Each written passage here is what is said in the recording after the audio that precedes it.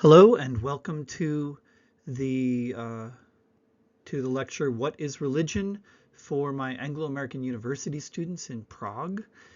But if you are not one of my students, you are still welcome to come and listen. For those of you who are my students, this is part of your homework, and you need to respond by posting at least one question or comment in the forums section of the class website, and then we'll use that as the basis of class discussion. One other thing, dear students, please don't watch this on your cell phone. I have done my best to reformat it and to make the fonts bigger and all that good stuff, but there's still going to be a lot of information on here, and if you're doing it on your teeny tiny phone, that's not a good idea. Do it on a computer, on your laptop, whatever. Okay, so I am a very big believer in knowing what you're talking about when you're taking a class. And as this class is about religion, we're going to start off by asking, what exactly is religion? So, for instance, could Star Wars be a religion? Think about that. What do you think? It may surprise you that there is an actual religion known as Jediism. Back in the early 2000s, in a UK census, Jediism was the fifth largest religion in Britain, and it was, it was kind of a joke for some, but it was almost 8% of the populace said, "Yeah, I'm Jedi." Christianity was number one religion, followed by the religious nuns, that is atheist agnostics, don't want to tell you, don't care, Muslim, Hindu, and then Jedi, more than the Sikhs. In the Czech Republic, there's still tens of thousands of people who mark Jedi on their census data. Now, for some people, it's obviously a joke. It's a viral something that went something. But for some of these people, it's not. Like I've met some of them. I've read testimonies of people who say, like, yes, we know we can't levitate rocks like Luke Skywalker did and whatever, but we admire the ethical principles of the Jedi and the way they make sense out of life, and we believe in something like the Force, and we follow this as our religion. And that's not accidental. Right after The Phantom Menace came, Episode 1, which is the beginning of the prequels, Bill Moyers, who's a journalist, interviewed George Lucas, the creator of Star Wars, and it seems that Lucas deliberately went out to provoke people religiously into thinking more deeply. He said this. So Moyers says, one explanation for the popularity of Star Wars when it appeared is that by the end of the 1970s, the hunger for spiritual experience was no longer being satisfied sufficiently by the traditional vessels of faith. And then George Lucas responds, I put the Force into the movie in order to awaken a certain kind of spirituality in young people, more a belief in God than a belief in any particular religious system. I wanted to make it so that young people would begin to ask questions about the mystery. Not having enough interest into the mysteries of life to ask the question, is there a God or is there not a God? That is, for me, the worst thing that can happen. I think you should have an opinion about that. Or you should be saying, I'm looking, I'm very curious about this, and I'm going to continue to look until I can find an answer. And if I can't find an answer, then I'll die trying. I think it's important to have a belief system and to have faith. That's very curious. It's not surprising then that there are some people who responded to Star Wars religiously, with religious devotion. What about, but not all of you are Star Wars nerds. What about rock and roll? What about popular music? Could that be a religion? Think about that. I want you to go, I want you to stop the recording, stop this YouTube video at this point, and go watch a video called Do or Die by 30 Seconds to Mars. It's fronted by Jared Leto, who back in 2013, when this video was recorded, was still cool. Like, this is pre-Morbius, pre-Joker Jared Leto. So I want you to go stop the video now, go look at it. I'm going to wait for like 10 seconds before I tell you what I think of the video, but I want you to be thinking about, could this be seen as a religious phenomenon? Okay, I'm going to count to 10 so that you have space to stop. And a link to the video is in the description of this video, of this current video. Okay, so see you in 10, or go watch the video.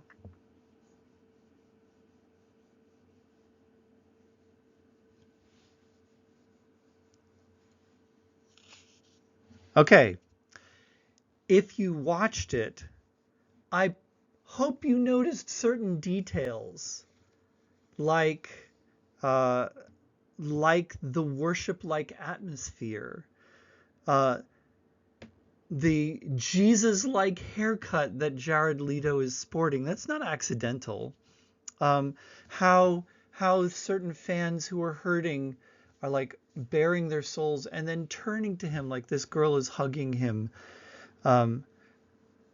How they even inscribe the symbols of the echelon onto their bodies. And how the video, flashed for a moment, this is a cult, or something like that.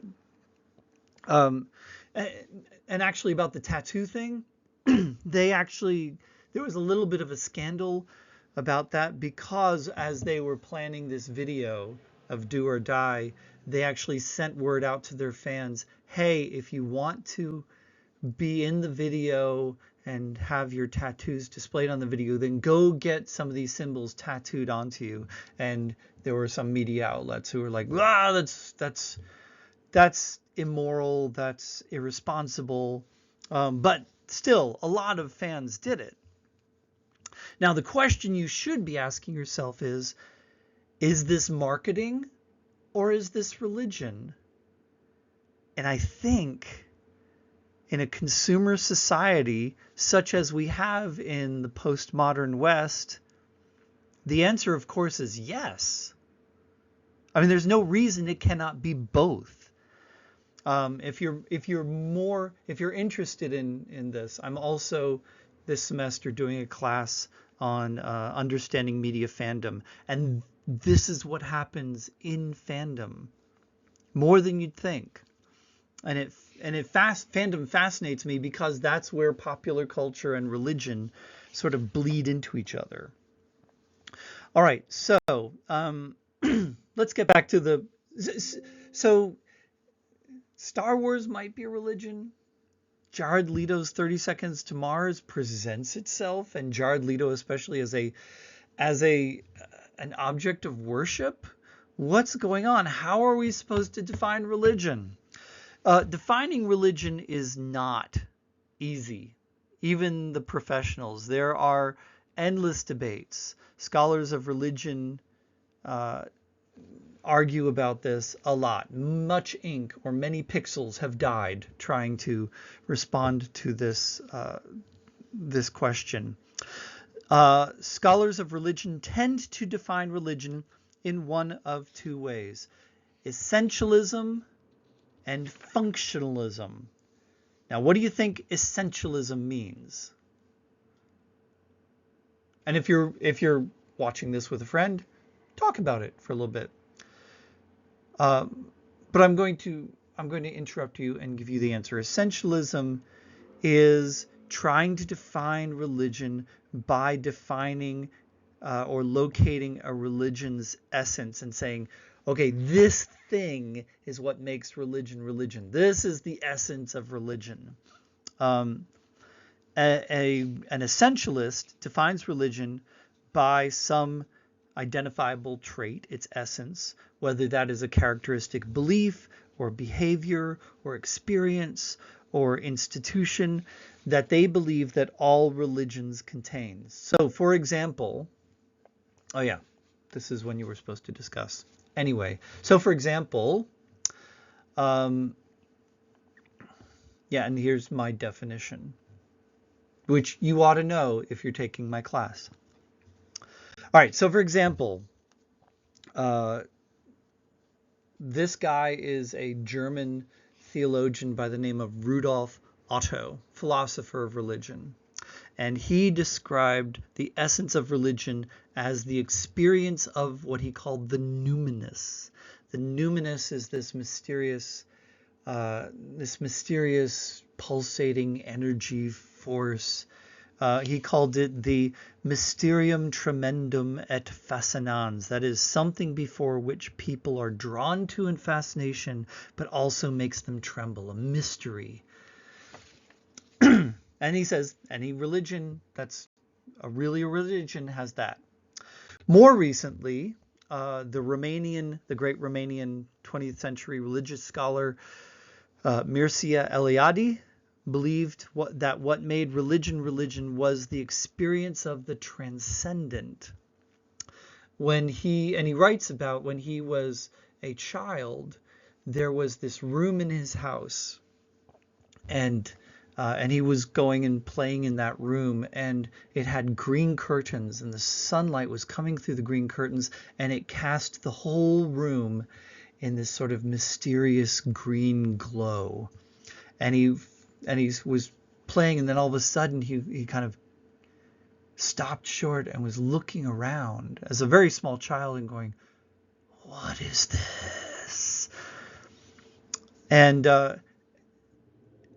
that feeling of time stopping, of eternity, of transcending the world in that way, he's like, that's what religion is based. And all of the world's religions are simply different configurations of that. And he spent the rest of his life trying to recapture that feeling. He went to India and whatever. So whatever else religions may look like on the surface, it's really about that experience of transcendence. Everything else flows from that experience.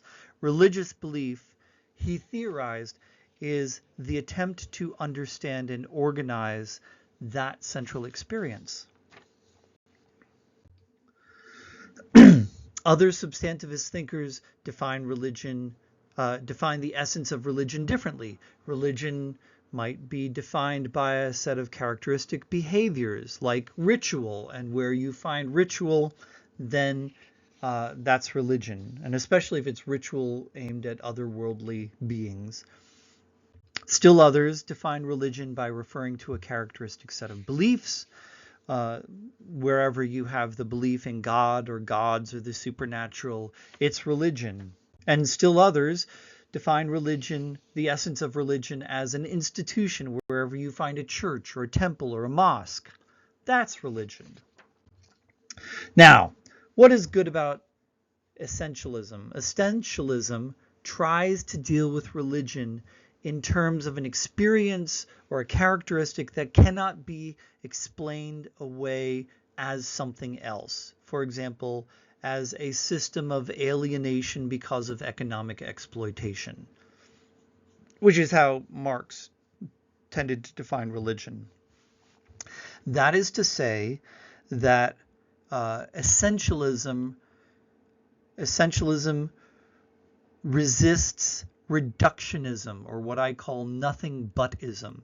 Oh, religion is nothing but the response to economic alienation and so forth and so on. Reductionism is an attempt to explain, and specifically explain away, a complex social phenomenon in terms of some other thing. And what's good about essentialism is that it resists that and says, no, no, no, no, no, no. Religion is its own thing. It is a reality in its own right. It cannot simply be explained away as reducible to some other aspect of our social reality, of our reality together. But there are problems with essentialism. And first, it's kind of limiting. There is always too much sticking out. And what I mean by that is there are always other recognized religions that don't fit into whatever box you say is the essence of religion. Whether you say that's belief in God or gods or the supernatural or the holy or the experience of transcendence or a characteristic institution, there are always recognized religions, things that are popularly recognized as religion that don't have that substance. For example, saying that religion centers on the idea of God or the supernatural excludes Zen Buddhism and other forms of Buddhism, which are essentially atheistic religions. And yes, there is such a thing as atheistic. There are such things as atheistic religions, quite a few actually. Now, some people try to get around that by saying, no, no, no, no, no, it's a philosophy. No, it's not. It has so many of the other characteristics of religions, rituals, meditative practices, etc., that it doesn't really quite fit into what we expect of philosophy. It is religion, but it doesn't. Which just means that not all religions worship God or gods. Another example. If you say that religion is this experience of transcendence and the sacred, like the green light shining through the windows things of Mircea Eliade, that leaves African traditional religions out. The whole green light thing would simply be weird for them. Their religions are more oriented to this world. It tends to be more practically oriented of getting rid of disease, having children, protecting your children from disease, things like that. Second problem is that essentialism depends upon a very sharp and very characteristically Western distinction between two types of human reality: the religious versus the everyday, the sacred versus the profane. Anthropologists have used that kind of distinction for decades to describe and categorize the behavior of native peoples. The problem is that oftentimes the natives themselves don't see the distinction, don't see a sharp distinction. It is imposing a Western category upon a non-Western context. So let me give you an illustration. Yes, there we go. So for example, an anthropologist sees an African native digging for water and he says, from his modern Western perspective, oh, that makes sense. Excuse me. She's using a tool to get to groundwater. That's great. They're getting water. And then that afternoon, he sees another man chanting and dancing in specific patterns to persuade the ancestors to send rain on their land so that the crops can go. And the Western anthropologists would say, oh, well, that's religious because it's got a god and stuff like that. But to the native, there are different ways of doing the same thing. They're just two different ways of getting water. It's not about religion. There's no special secret aura surrounding the religious. Two different ways of getting water. So where's the difference? Well, the difference is in the anthropologist's own mind. Western anthropologists impose their own categories upon a non-Western culture, but there may be no difference from the point of view of the native who lives in that culture, and that, I think, is a problem. When Western anthropologists started studying Japanese culture in the 19th century, they observed uh, the Japanese at Shinto shrines, and they observed them honoring the ancestors and so forth, and praying and bowing and stuff. And they said, "Oh, that's your religion." And the Japanese said, "What? Huh?" Like, no, that's your religion. They're like, no, understand what you're trying to say. And the Japanese government actually had to create a word meaning religion, which I just discovered this recently. They then uh, exempted Shinto from. They said, no, that's the national ideology. It's not religion, but it's a category for what you guys call religions. Like, it's just that's a problem, right? So in the secular West, we have gotten used to drawing a sharp distinction between religious life and everyday life. Sunday versus Monday through Saturday. Like Monday through Saturday is real life, and then you go and you do your religious thing. And that is a view, by the way, that devout Christians or devout Jews or devout Muslims do not share, though more nominal believers and secular people do. They think, yeah, that's the way things work. But for the rest of the world, and for even people in the West who are serious about these religions, that's not how it works. Their religion is more than just an extra add-on to everyday life. So if the distinction is only in the mind of the anthropologist, does this mean that we should throw out religion as a meaningless concept or category? That has been suggested by some scholars of religion. And I would say, no, it's still a useful term, but we need to be careful when we talk about religion not to rely upon a definition that depends on that sharp distinction between sacred and everyday.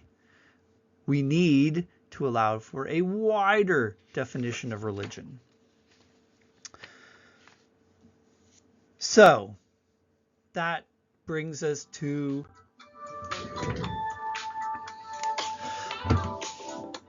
excuse me, my phone went off. That brings us to functionalism.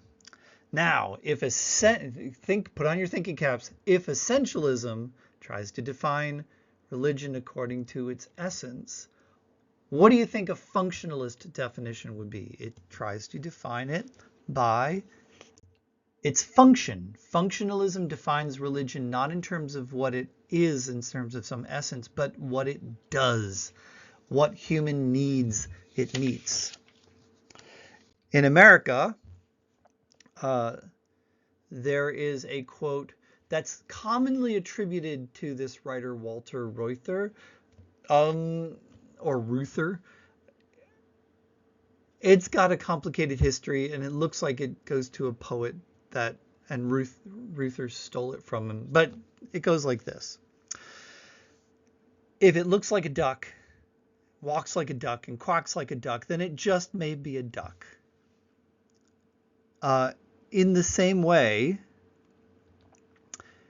functionalism says if it acts like a religion, if it serves human needs like a religion, then whatever its form is, whatever it's got going on in its formal properties, it is a religion. So, for example, anthropologist Emil Durkheim saw the need for keeping community together into a common moral vision. That he saw as the basic human need. And because we humans are fundamentally social creatures.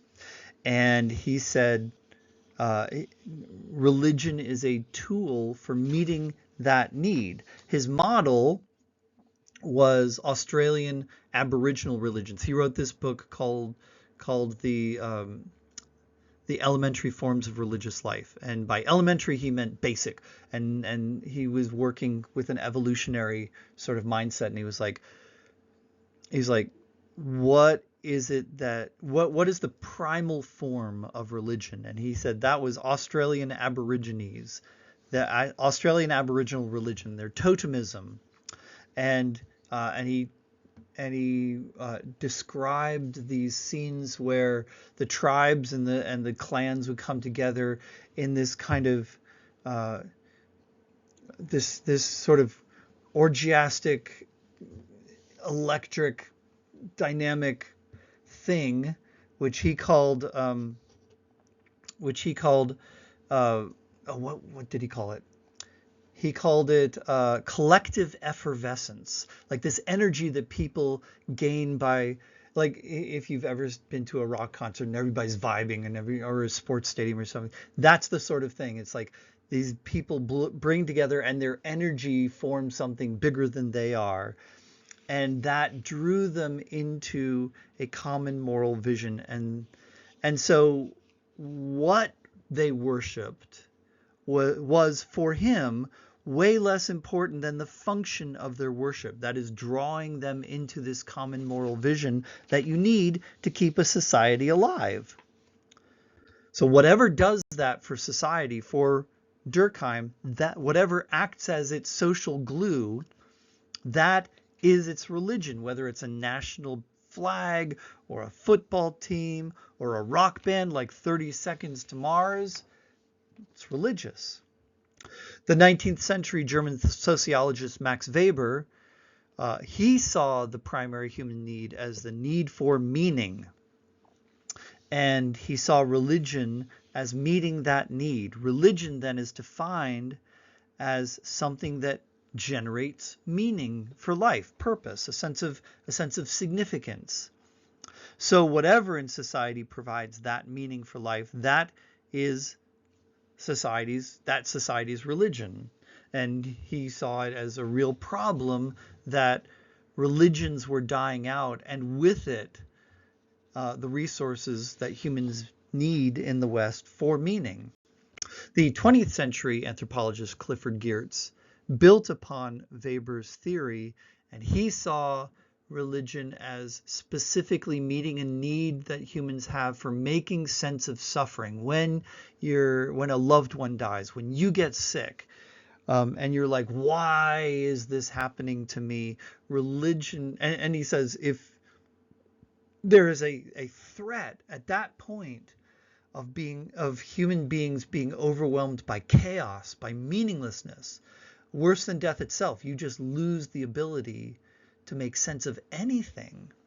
And he says, so religions developed symbol systems that meet a person there and help them make sense of their suffering. Whatever meets that need and helps a human being make sense of his or her suffering, that is that person's religion.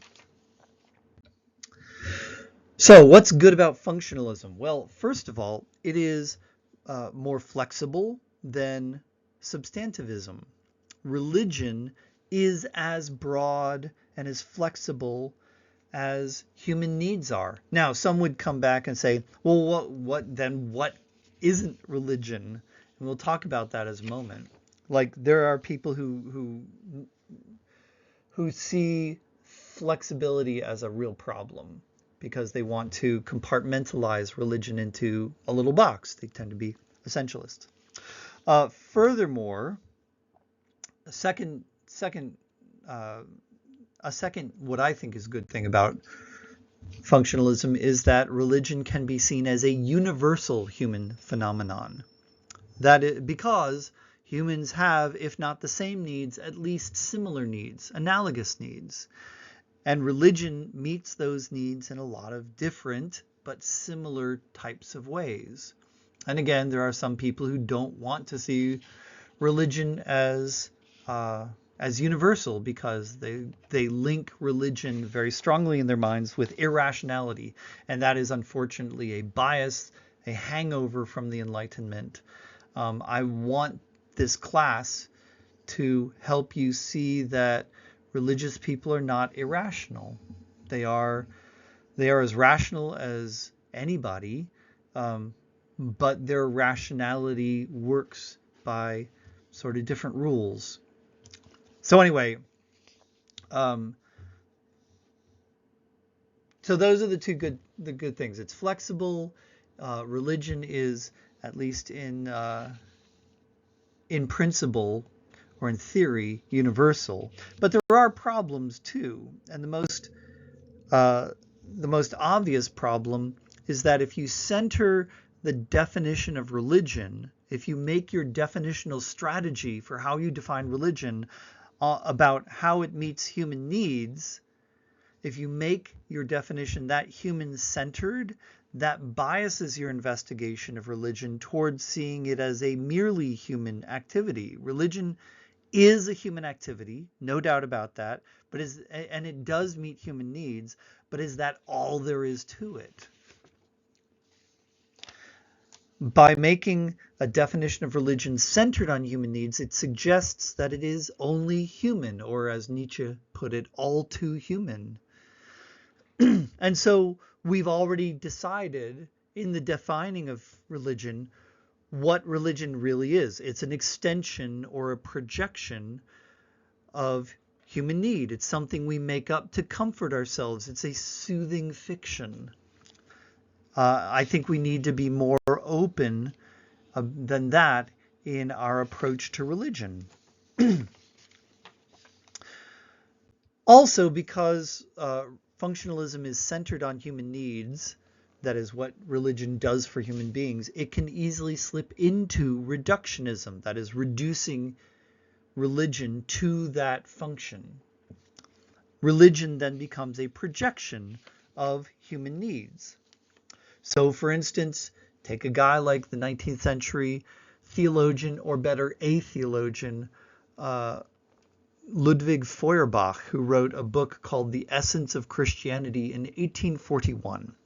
And according to Feuerbach, what is the essence of Christianity? The essence of Christianity is we humans need ethical ideals. We need moral ideals, and so we project them into the heavens, and we make them into a person, which we then call God, and then we feel guilty because God is judging us. And Feuerbach, and that's the essence of Christianity. That's a very odd way to approach Christianity, but the book was very famous, influenced Freud, influenced Marx, influenced a whole bunch of atheists.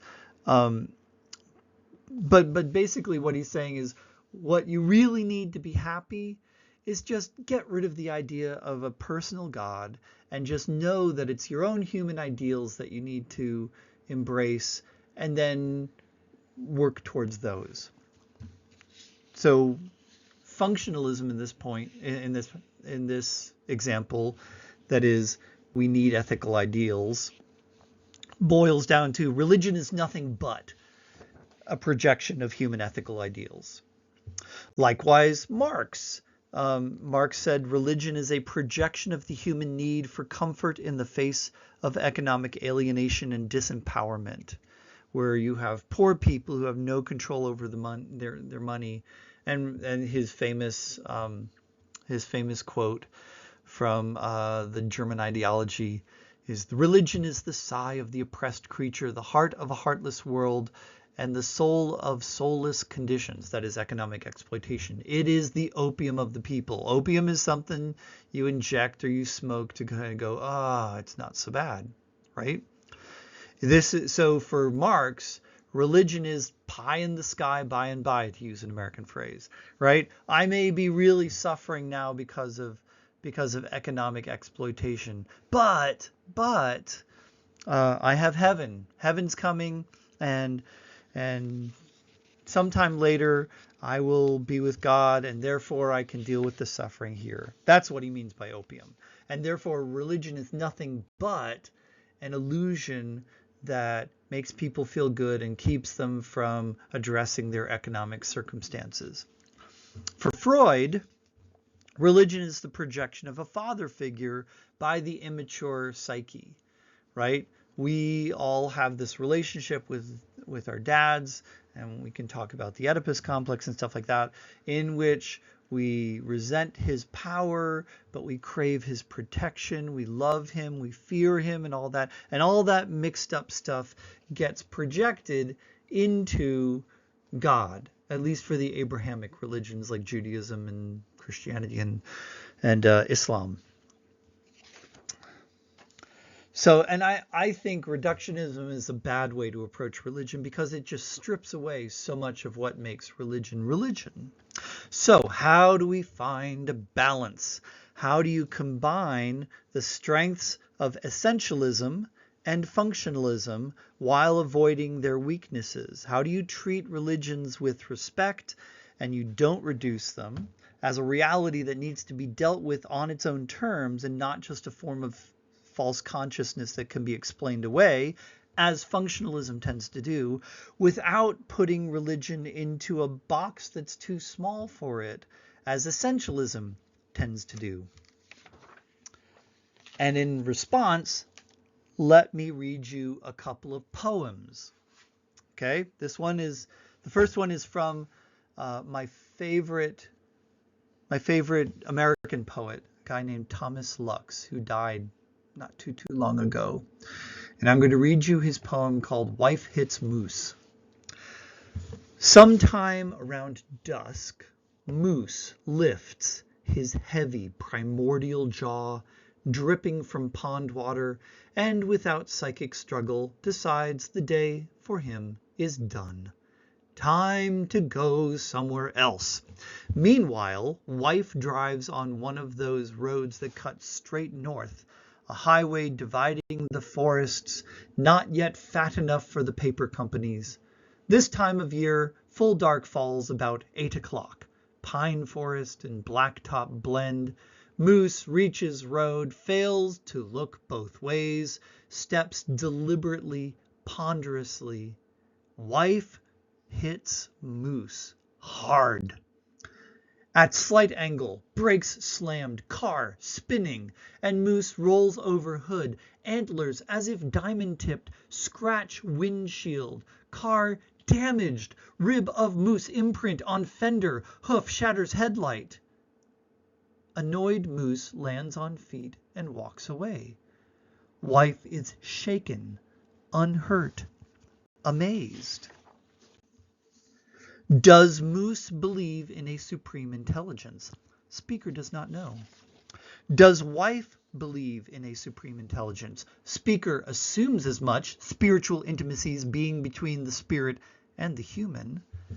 Does Speaker believe in a supreme intelligence? Yes, thank you. Now, this is a very odd poem. You go from this little vignette about his wife hitting a moose, and then he immediately goes to, does Moose and Wife and he believe in a supreme intelligence? Why? What's going on? Because for Thomas Lux, religion is not some compartmentalized thing. It is rather an aspect of all of life that is sometimes revealed in vivid ways, like a car crash where everyone just walks away miraculously unhurt. Like she could have died. The moose could have died, but they didn't. And it raises the question, is there a God? Let me give you another example.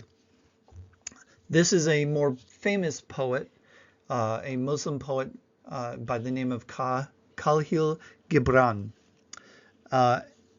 And it's an excerpt of his long poem, The Prophet, in which the prophet, we assume, but he's never named, but we assume it's Muhammad, speaks to people at this village about different things.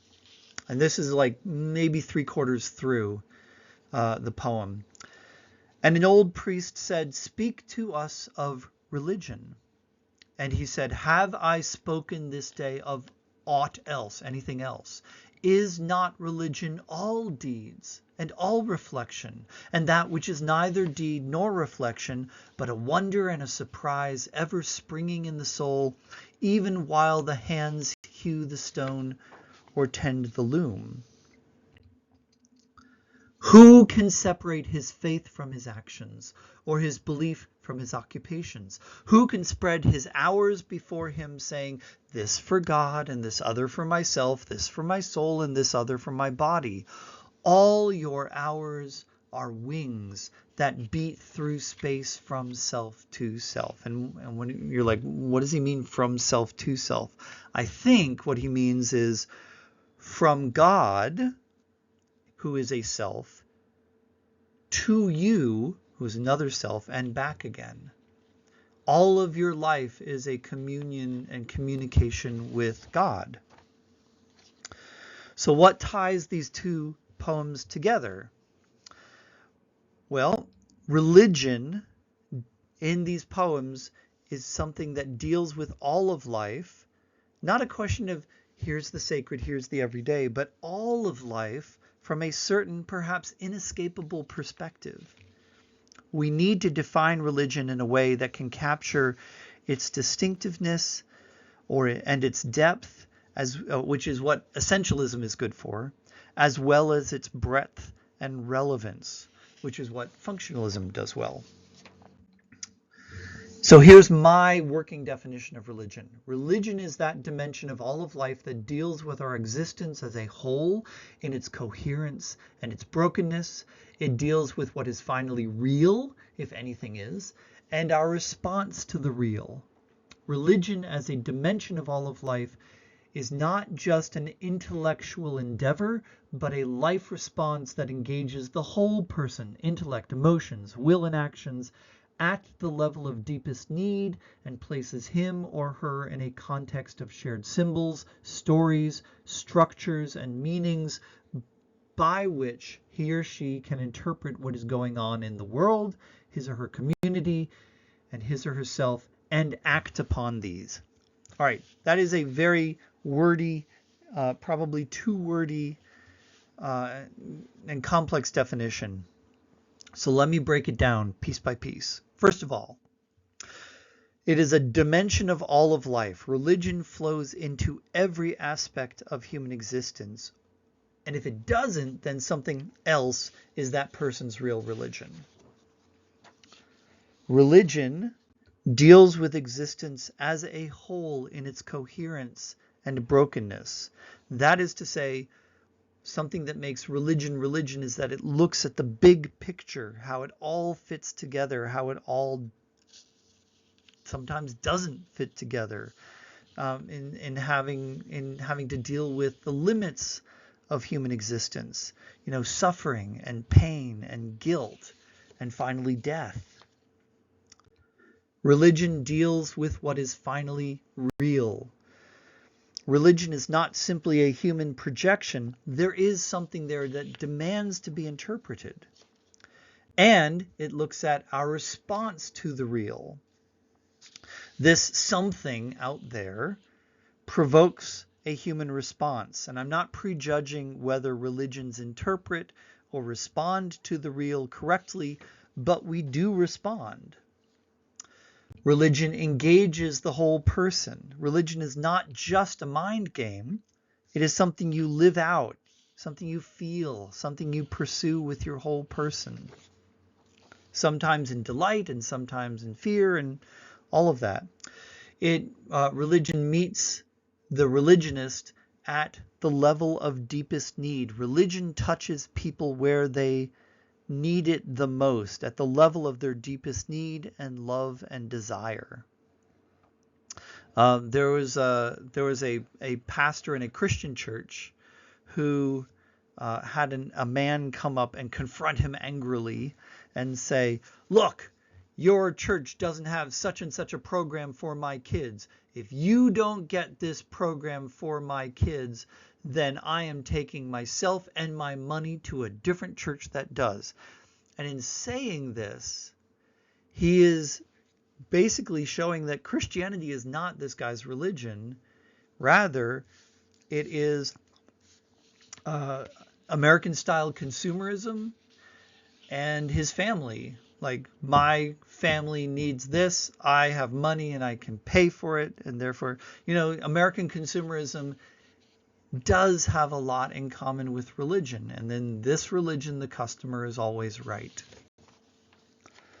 All right, religion places a person in a context of shared symbols, stories, structures, and meanings.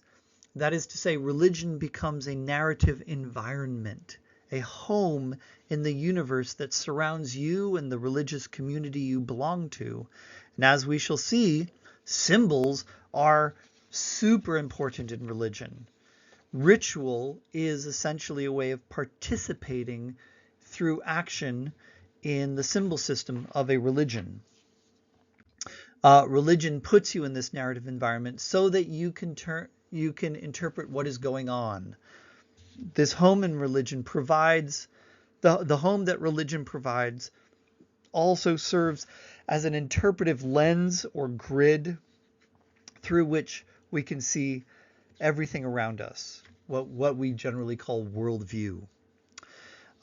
So for instance, from a certain religious perspective, you can see suffering as interpreted as Maya, the effect of ignorance and bad karma, or as chance, as the gods play games with human lives, or the consequences of sin and rebellion against God, as you get in Judaism and Christianity.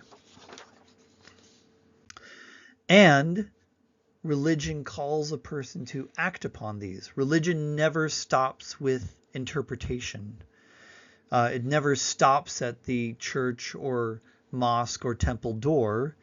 It is lived out in oneself, in one's community, wider community, and in the world. So that's my definition. It's too wordy and too long, but I believe that this definition picks up on the strengths of essentialism, religion as its own particular dimension of life, and functionalism, that is, religion can take as many forms as humans need it to.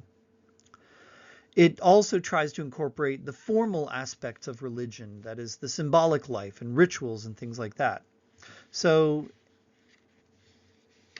what isn't religion?